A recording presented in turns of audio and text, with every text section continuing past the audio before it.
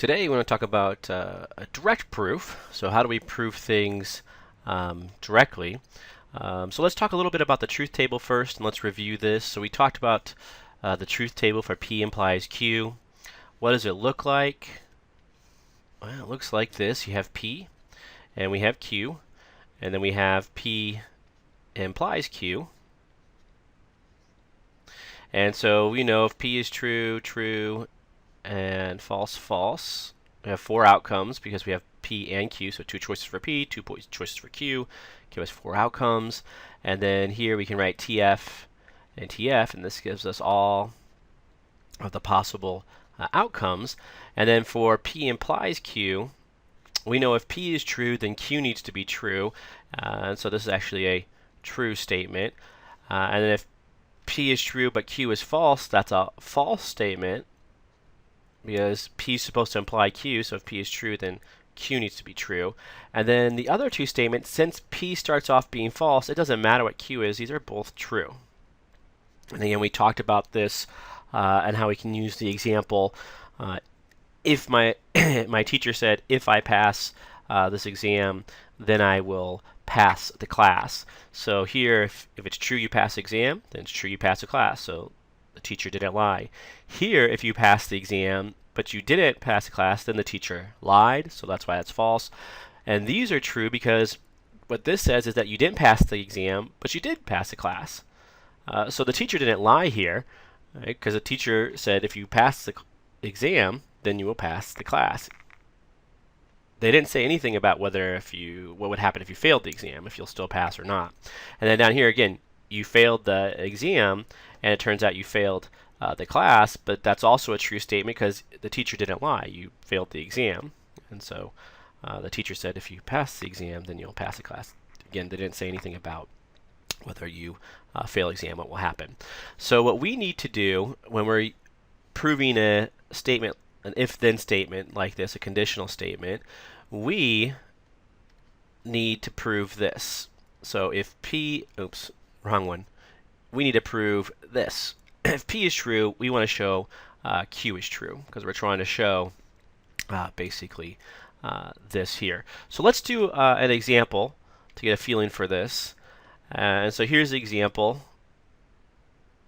We have a proposition, and it says if x is odd, then x squared is odd. And we want to do this directly, so we basically want to assume this is true and show somehow that this follows. So let's start off with our proof. So when we create a proof, we always start with the words proof. I usually shorten it like this, PF. And we assume, right, the antecedent. This is called the antecedent. Let's write this down. So this is the antecedent. And over here you have what's called the consequent. Right, basically, we assume P and show that it implies Q. Right, so we'll assume P. So suppose x is an odd number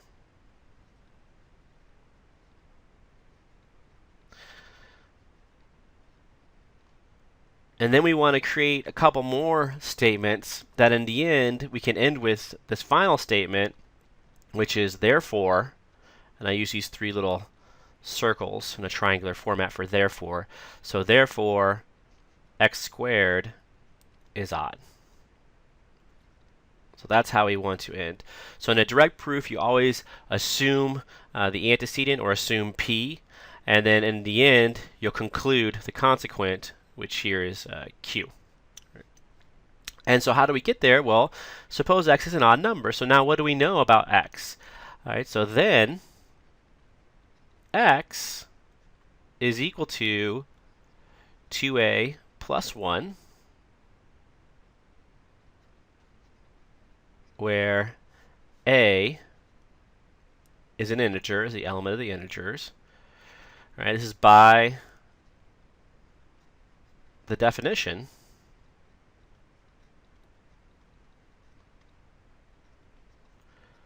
of, let's do it like this. So by the definition of odd.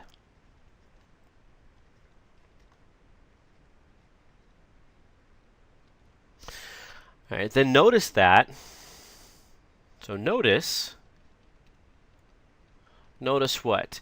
If we square this, because that's x squared, right? We want to show x squared as odd. So notice what? So now notice if we take x squared, which is really equal to 2a plus 1 quantity squared, and we multiply this out, what are we going to get? We should get 4a squared for the leading term, then plus 4a for the middle term, and then plus 1.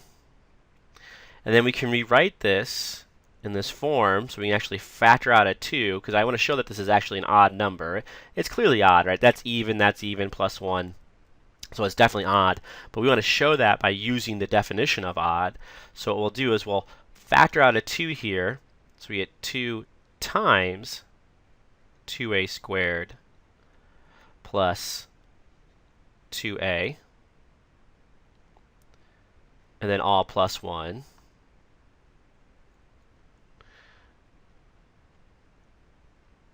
Which is equal to, and then we can make up another letter. We can say this is equal to 2b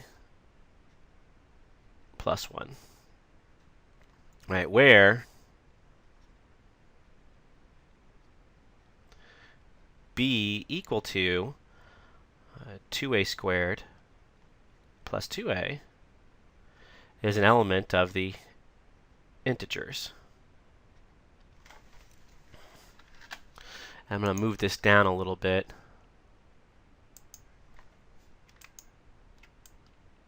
So we have some more room here. And so what do we know now? Okay, so we've assumed x is an odd number. Then we could rewrite x in this form, 2a plus 1, where a is an integer. This is by the definition of odd. And we notice that x squared is equal to, when we work this out, and we realize that x squared is of this form, 2b plus 1, and where b is equal to this, and that is an integer. Hence what?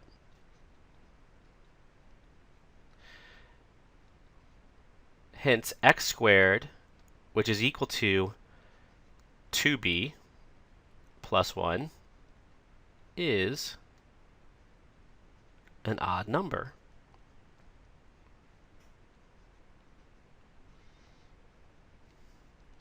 And by what? By definition, right? By definition of odd. We can just say by definition. I think it's clear what the definition refers to. So by definition. And then we always like to to end, again, it's nice to end with what we started with here. So with the clear sort of consequent, right? So therefore x squared is an odd. Oops. Kind of messed that all up, right? All right, let's leave it like that. There. All right, so that's a proof of P implies Q. Let's do another one. Let's look at another example. So the next example here is example 2, and we want to show that if a and b and c are integers, and if a divides b and a divides c, then we know that a divides c. So how do we prove this? Well, we're to prove it directly, so we'll assume our p here. So this is like our p, and this is like our q. This is our implies. And then, if then. So we'll start with the words proof, so people know we're actually trying to prove this. We'll assume, we're going to say suppose, so let's say suppose, or let's use different words. There's sort of several words you can use here. Suppose, or you can say assume a divides b. Oh, I guess we should actually do the whole thing, right? So we should suppose a, b, and c are integers. So suppose, or let's use this language.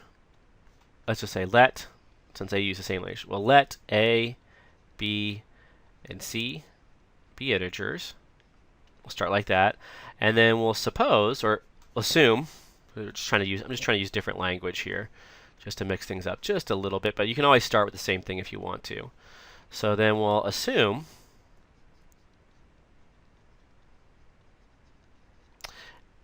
A divides B and B divides C. Okay, now we'll come up with a string of arguments that lead us to our conclusion, which would be what? Let's write it down here. Therefore, A divides C. So that's where we're going. And how we get there is somewhat a mystery until we kind of get started here. So let's get started. So what does this mean for A divide B and B to divide C? So we can say then there exists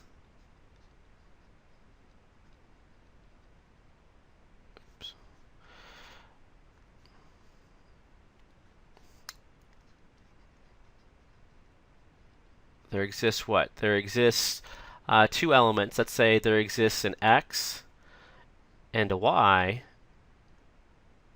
and Z such that what? Such that A, or A divides B, right? So B is equal to AX, and B divides C means C is equal to BY. And this is by definition of divides. By definition of divides.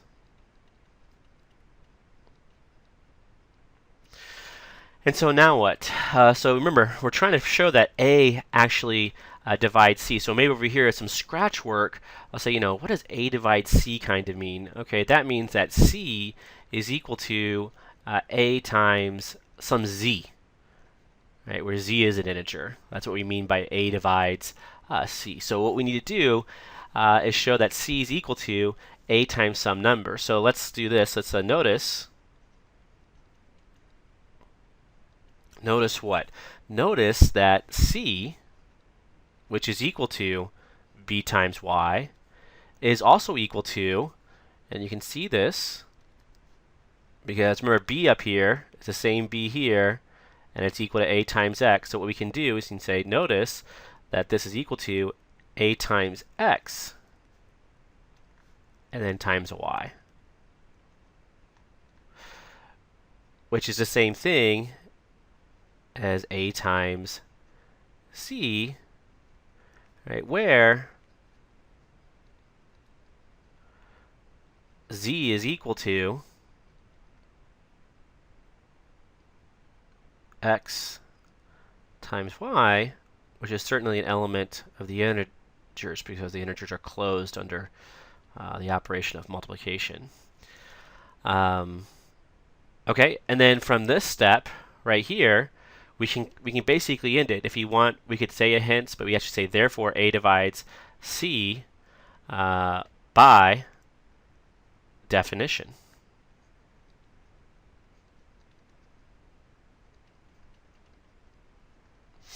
Right. Or if you want, we can make it really clear and say hence C is equal to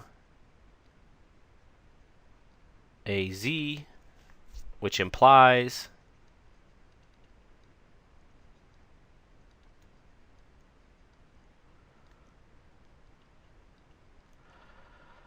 A divides C by definition. So if you want to add one more line and just try to make everything as crystal clear as possible.